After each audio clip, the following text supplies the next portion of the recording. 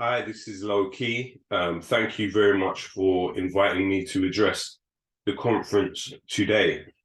To start with, I am part of an organization known as Palestine Action, which was set up to directly confront the extent to which Britain as a state was complicit and involved in a material way with the violence that Palestinians face at the hands of the Israeli occupation.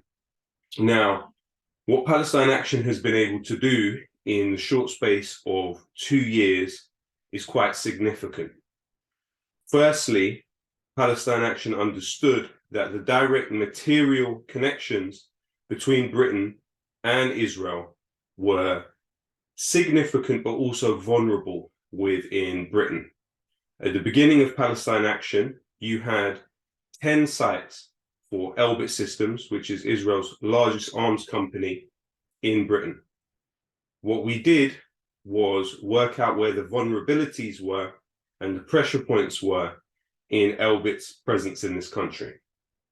Elbit is the #1 manufacturer of drones for the Israeli military. It has many different subsidiaries that produce things like rubber bullets that you might see used on protesters in Palestine.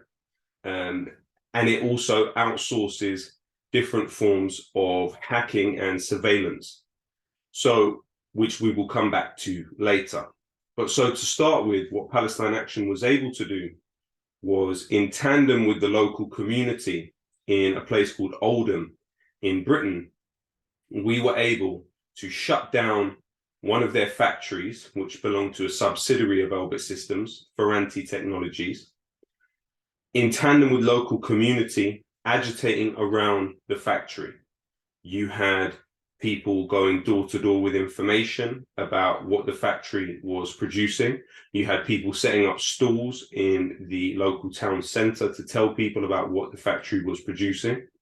And in addition to weekly demonstrations by local people, you had Palestine Action activists going in, shutting down the factory, taking direct action, and in some cases, smashing up the insides of the factory.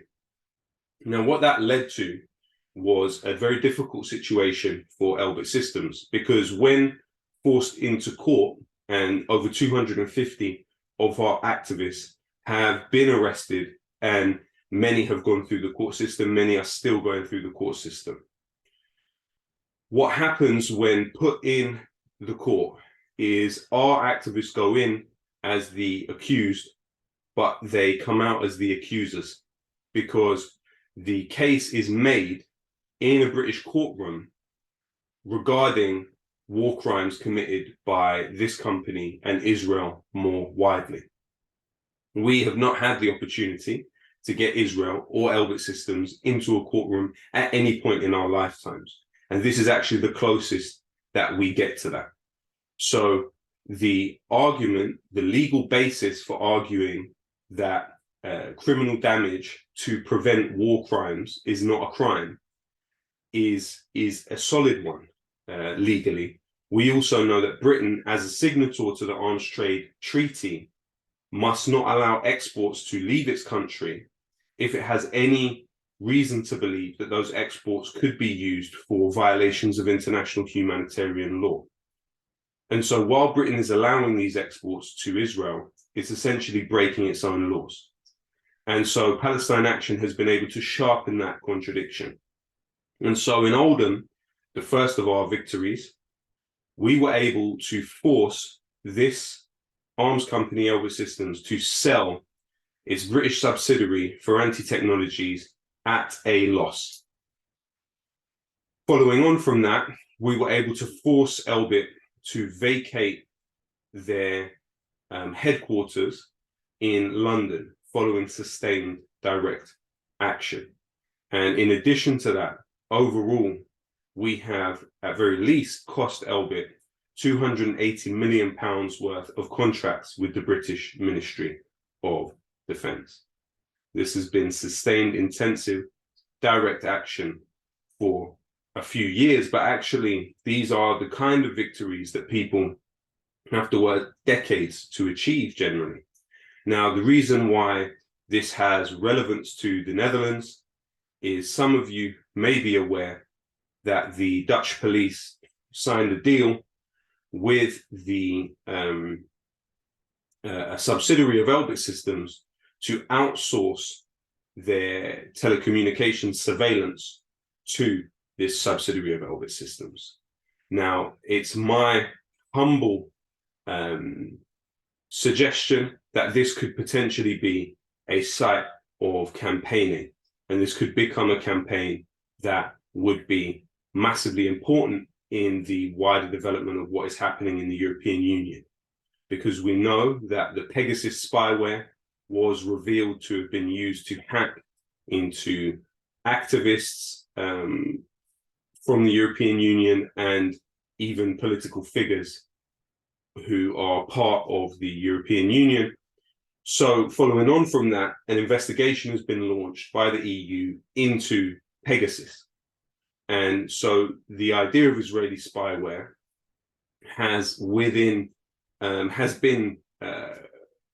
scandalized to some extent. And so within that context, the idea that the Dutch intelligence would be outsourcing this listening to people's conversations to a company like Elbit would be massively problematic. And there is a contingent within the intelligence services within the Netherlands who have voiced concern about this.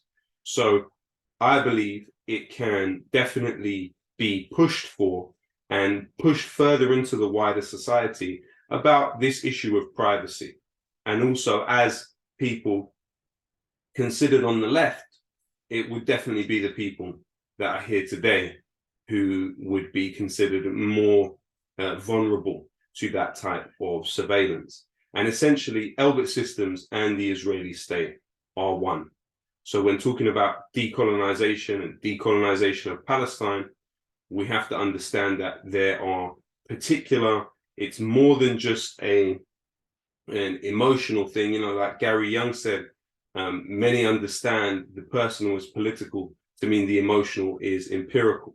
And all of these wider structures and macro structures manifest in people's emotions and psychological states, certainly, but they are first and foremost a material equation which can be unpicked in different ways, and attritional victories are possible on the way to liberation.